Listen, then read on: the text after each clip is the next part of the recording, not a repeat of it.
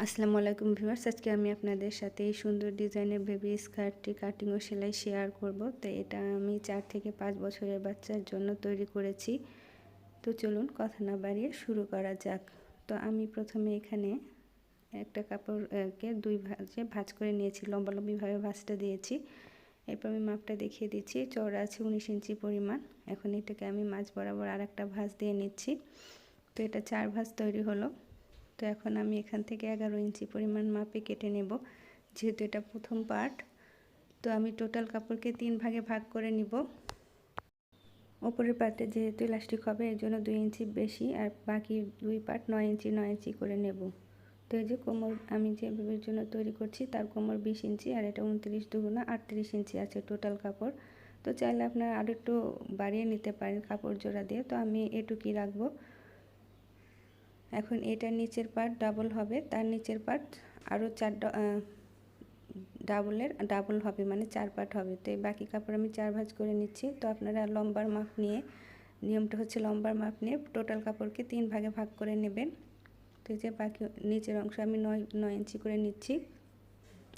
তো উপরেরটা যেহেতু 1 পার্ট, ওই 1 পার্টের জন্য ডাবল করে কাপড় নেব আমি, ওই 1 পার্টের জন্য 2 পার্ট। তো আমার এই স্কার্টটার টোটাল লম্বা হয়েছিল 25 ইঞ্চি পরিমাণ। তো আপনারা মানে সেলাইয়ের জন্য 1/2 ইঞ্চি পরিমাণ করে রাখবেন, আর বাকি মাপ অনুযায়ী ইলাস্টিকের কাপড় উপরের পার্টে 2 ইঞ্চি বেশি রাখবেন, বাকি 2 পার্ট নিচের অংশ একই রাখবেন। তো এই যে উপরের 2 পার্টের জন্য 2 পার্ট কেটেছি। এখন এই 2 পার্টের জন্য নিচের অংশ আমি আরও 4 পার্ট কাটবো। তো আপনারা ঘের বেশি দিতে চাইলে আরও বেশি কাপড় দিতে পারেন, এটা আপনাদের ইচ্ছা। যত বেশি কাপড় দিবেন তত বেশি ঘের হবে, এবং কুচি বেশি হলে স্কার্টটা দেখতেও সুন্দর লাগবে। তো আমি ওই 2 পার্টের জন্য এই যে নিচে 4 পার্ট কাটছি। তো আপনারা এই নিয়ম ফলো করে যে কোনো বেবির জন্য বা যে কোনো বয়সের বাচ্চার জন্য স্কার্ট তৈরি করতে পারেন, বড়দের জন্য তৈরি করতে পারেন। তো আমি এখানে প্রত্যেকটা পার্টই আপনাদের বোঝার জন্য খুব ধীরে ধীরে সহজভাবে কেটে দেখিয়ে দিচ্ছি। আশা করি আপনারা ভালোভাবে বুঝতে পারবেন। তো আমি এখানে 2 গজের কিছু একটু কম কাপড় নিয়েছিলাম। তো এই যে আমি আবার আপনাদেরকে বোঝার স্বার্থে আর কি পুরোটা দেখিয়ে দিচ্ছি। এই যে প্রথমে হচ্ছে প্রথম পার্ট, তার জন্য আমি ডাবল পার্ট নিয়েছি, এবং নিচের 2 পার্টের জন্য আরও 4 পার্ট, যাতে আপনাদের বুঝতে কোনো অসুবিধা না হয়। তো খেয়াল করুন, আপনারা চাইলে আরও ঘের বাড়াতে পারেন কাপড় জোড়া দিয়ে, এটা আপনাদের ইচ্ছা। এই যে স্কার্টটি ঠিক এরকমভাবেই হবে। তো চলুন এখন আমরা সেলাই চলে যাই, সেলাই দেখিয়ে নিই। এখন আমরা এই সাইডগুলো জোড়া দিয়ে নেব। তো প্রথমে এই যে নিচের পার্টগুলোর সাইড জোড়া দিয়ে নিচ্ছি, সম্পূর্ণটাই আর কি, 2 পাশে আমি সাইড জোড়া দিয়ে নেব। তো একটা আমি দেখিয়ে দিলাম, বাকিগুলো আমি অফ ক্যামেরায় তৈরি করে নিচ্ছি। তো এই দেখুন সবগুলোই আমি সাইড জোড়া দিয়ে নিয়েছি। এখন আমি কুচি দিয়ে নেব। তো তার আগে মুড়িগুলো সেলাই করে নিতে হবে। তো একটা পাশ আর কি, যে পাশটা উপরে থাকবে সে পাশটা হচ্ছে 1 ভাঁজ দিয়ে সেলাই করতে হবে। এই যে মানে এইটা কুচির পাটটা উপরে থাকবে, তো এই পাটটা আমি 1 ভাঁজ করে সেলাই করে নেব।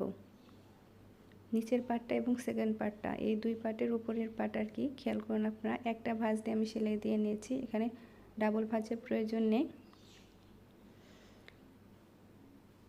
যেহেতু এটা উপরে থাকবে এবং এই সেলাইটা নিচের দিকেই থাকবে। আর নিচের যে পাটটা, নিচের অংশ, এটাকে ডাবল ভাঁজ করে চিকন ডাবল ভাঁজ দিয়ে মুড়ি সেলাই করে নিতে হবে। তো এটা খেয়াল করুন, আমি নিচের যে পাটটা সেটাতে আমি চিকন ডাবল ভাঁজ দিয়ে মুড়ি সেলাই করে নিচ্ছি। তো এই মুড়ি সেলাই করে নেওয়ার পরে এখন উপরের পার্টের উপরের নিচের অংশে, এটা যে ইলাস্টিকের উপরের পার্ট, তার নিচের অংশে আমি এই যে কুচি দিয়ে নিচ্ছি, সেকেন্ড পার্টটা রেখে আর কি। আর যে সেলাইটাও দিয়েছি এখানে 1 ভাঁজ করে, সেইটা উপরে রেখে আমি সেলাই দিয়ে নিচ্ছি। এখন এই নিয়ম অনুযায়ী নিচের পার্টটাকেও সেলাই দিয়ে নিতে হবে। তো সেকেন্ড পার্টটা সেলাই দিয়ে শেষ হওয়ার পরে আমি নিচের পার্টটাও ধরবো। তো আপনারা আশা করি বুঝতে পারছেন। তো এই যে আমার নিচের পার্টটাও সেলাই করে জয়েন করা শেষ, আমি দেখাই দিচ্ছি। এই যে 3টা পার্টই আমার সেলাই করা শেষ, ডাবল থাকে, 3 লেয়ার হয়েছে এখানে। তো এখন আমি ইলাস্টিকের ঘর তৈরি করব, তার জন্য ইলাস্টিকের যে সাইডটা সেখানে মুড়ি সেলাই করে নেব। তো এখানে ইলাস্টিকটা বসবে, তো এই মুড়িটা একটা ভাঁজ করে সেলাই করে নেব, যেহেতু সেলাইটা ভিতরে চলে যাবে। তো ইলাস্টিকের এই সেলাইটা দেওয়ার পরে আমি ইলাস্টিকের মাপ নিয়ে নিচ্ছি। তো যেহেতু বেবির কোমর 20 ইঞ্চি, তো আমি এখানে 15 ইঞ্চি নিলাম। তো চিকন ইলাস্টিক হলে একটু বেশি নিতে হবে, যেহেতু ওগুলো লুজ হয় খুব তাড়াতাড়ি। তো এটা মোটা রাবার, এটা সহজে লুজ হয় না, তাই আমি এটাকে একটু বেশি কম করেই নিলাম। তো এটা ঘুরিয়ে ঘুরিয়ে সম্পূর্ণ মুখ আটকে নিতে হবে। আটকে নেওয়ার পরে এখন আমি স্কার্টটি সাইড সেলাই করে দিচ্ছি। তো সাইড সম্পূর্ণ সেলাই করতে হবে, যেভাবে ধরে সাইডে পুরো অংশটাই সেলাই করে নিচ্ছি। তো পুরো অংশটা সেলাই করে নেওয়ার পরে আর কি কুচির উপরে কুচি ধরে এভাবে সেলাই করে নিতে হবে যাতে সমান হয়।